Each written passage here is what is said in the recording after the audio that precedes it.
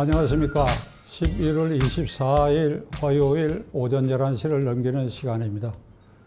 이 시간에는 새삼스럽지만은 대통령의 권한 행사를 어떤 방법으로 해야 하느냐, 대통령의 직위는 어떤 것이냐 하는 것을 살피는 것을 대단히 유감스럽게 생각합니다.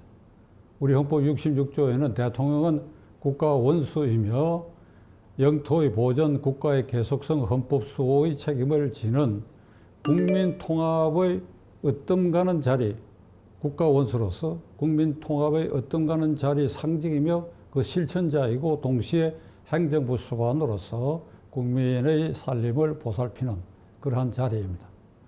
지난 3년여 동안에 문재인 대통령 임기가 실제로 1년 4개월 정도 남긴 이 시점에 있어서 문재인 대통령은 2017년 5월 10일 취임하면서 헌법에 서약을 하고 중요한 공약을 거의 대부분 지키지 않는 상황이 지금 계속되고 있고, 최근에는 지역적, 정파적, 그리고 국민적 실망과 좌절, 갈등이 증폭되고 있는 여러 사안에 대해서 대통령이 볼 수가 없다. 대통령의 얼굴을 볼 수가 없다. 그는 오로지 국무회의 또는 수석 비서관 회의를 통해서 그 너머에 있는 국민인 우리들을 향해서 이걸 이 A4 용지에 적혀 있는 것을 낭독하고 그걸로 끝입니다. 자기가 말하기 입장이 곤란한 것, 갈등의 요소가 있는 것은 완전히 막장 뒤로 숨어버렸습니다. 이것은 국가 원수인 대통령으로서 취할 태도가 아니며, 이 경우에 국가 원수인 대통령은 존재하지 않고 있다. 아주 이 절망적 상황이 지금 계속되고 있습니다.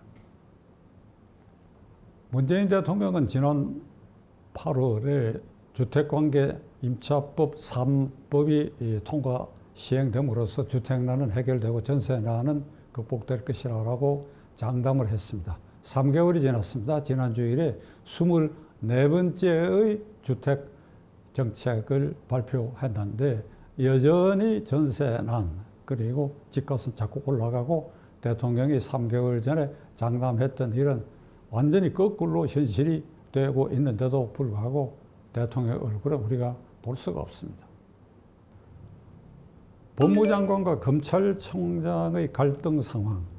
작년 7월에 문재인 대통령 손으로 임명한 윤석열 검찰총장에 대해서 임명장을 주면서 살아있는 권력에 대해서도 가차없는 수사를 통해서 사회정의를 바로잡아라, 이런 격려까지 한 그 윤석열 검찰총장이 금년 1월에 취임한 추미애 법무장관과의 갈등이 증폭돼 가지고 국민이 피곤을 느끼면 차라리 괜찮은데 좌절을 느낀 검찰 조직은 어느 쪽이 됐든지 간에 아주 황폐화되어 버렸고, 이를 바라보는 국민은 도대체 대통령이 임명한 검찰총장과 대통령이 임명한 국무위원인 법무장관 사이의 이 갈등, 이걸 저희 입장에서 보면 윤석열 검찰총장이 이 권력 실세와 관련된 일련의 사건들을 파헤치는 것을 추미애 법무장관은 이것을 철저히 막고 흐트리고 덮으려고 한 데서 온 갈등이라고 본다면 대통령이 나와서 어느 쪽이든지 간에 이걸 결단을 내려야죠. 검찰총장을 쫓아내든지 법무장관을 해임하든지 아니면 두 사람이 화해해갖고 뭐 업무의 분계선을 확실히 한다든지 대통령이 생각이 있어야 될 거 아닙니까? 그것을 발표를 해야 될 거 아닙니까? 이걸 어떻게 이렇게 10달째 방치를 하고 있습니까? 가덕도 신공항 문제가 지난주에 불거졌습니다. 국무총리실산하검증위원회가 김해공항 확장에 보완을 해야 할 필요가 있다라고 한 것을 김해공항 백지화다 이렇게 아주 단정해버리고 정부 여당이, 특히 민주당이 앞장서서 가덕 신공항을 개발해야 된다. 그 야권의 일부도 여기에 가세하는 형국을 보이는데, 어제는 이낙연 민주당 대표가 느닷없이 대구 신공항, 광주 신공항도 동시에 개발해야 된다. 이래가지고 선거를 앞두고 국책 사업이 중구난방으로 이렇게 쏟아져 나오고 있다. 이거 누가 보더라도 이건 온당치 못한 태도다. 유시민 씨가 4년 전에 가덕신공항은 경제성도 없을 뿐 아니라 그것이 준공되고 나면 비행기가 뜨고 내릴 일도 없어지기 때문에 거기가 고추를 말리는, 활주로에 고추를 말리는 장소로 전락할 것이다. 이런 얘기까지 했고, 조국이라는 사람도 이미 8년 전에 가덕신공항은 불가하다고 얘기한 거, 이걸 하루 밤사이 말을 뒤집고, 이게 오로지 득표 전략의 일환으로 국책 사업을 이런 식으로, 그래서 우후죽순처럼 여기저기 이 좁은 땅덩어리 10만 평방킬로미터밖에 되지 않은 이 땅에 일일 생활권 안에서 이런 식으로 공항을 남발하고 그 표심 연결하고 국민 통합을 저해하고 있고 국론 분열을 상승시키는, 이거야말로 국가 원수인 대통령이 나와서 통합을 했어야지요. 통합을. 시비를 가리고 통합을 해야지요. 이런 문제도. 공수처법은 또 어떻습니까? 작년 3월달에 패스트트랙이 올려져 가지고 야당의 이런 강력한 반대에 부딪히자 문재인 대통령 스스로 나서서 처장 후보를 추천하는데 야당의 거부권을 인정했기 때문에 이건 민주적 법이다, 이렇게 공언을 했습니다. 그런데 지금 어찌 됐습니까?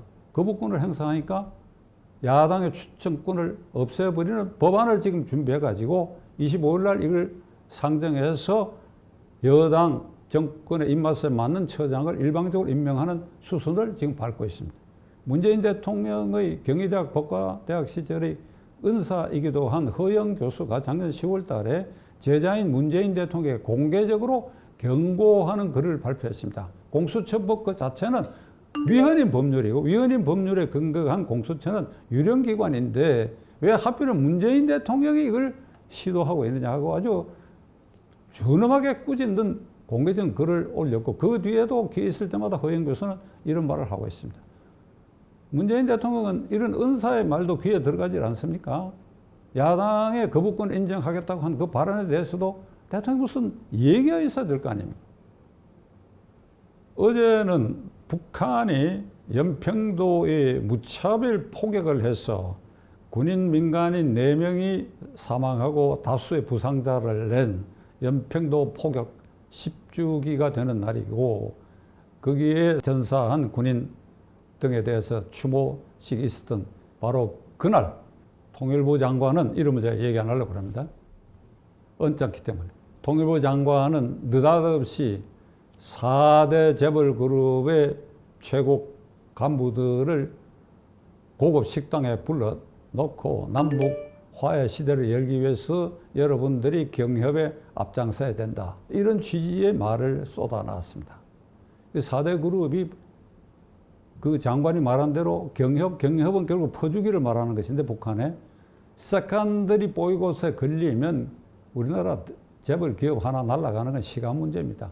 이게 근본적으로 해결해야 할 문제, 핵 문제가 있고, 남북 간에 교류가 될 수 있도록 주변 강대국 간의 합의가 전제돼야 되는데, 이 통일부 장관은 임명된 이후에 매일 뭔가를 통일부 장관으로서 뭘 한 건씩 꼭 내놔야 되겠다는 어떤 강박관념을 갖고 있는 것 같아요. 이게 문재인 대통령이 시키는 일입니까, 이게? 그리고 문재인 대통령의 대북 정책에서 이게 노선이 일치하는 것입니까? 그리고 어제 같은 날 대통령이 한 말도 하지 않고 있는 이게 옳은 것이라고 생각합니까? 8월 15일 광화문광장에 있었던 그 집회에서 살인 행위를 했다, 집회 주도자들이. 김경재 전 의원하고 2사람이 구속되어 있지요. 그 이후에 지금 코로나 환자가 증폭되는 원인은 8.15 집회다. 석 달이 훨씬 지난 이 마당에도 정권은 이 말을 계속 쏟아내고 있습니다. 이게 대통령의 진심하고도 통하는 일입니까?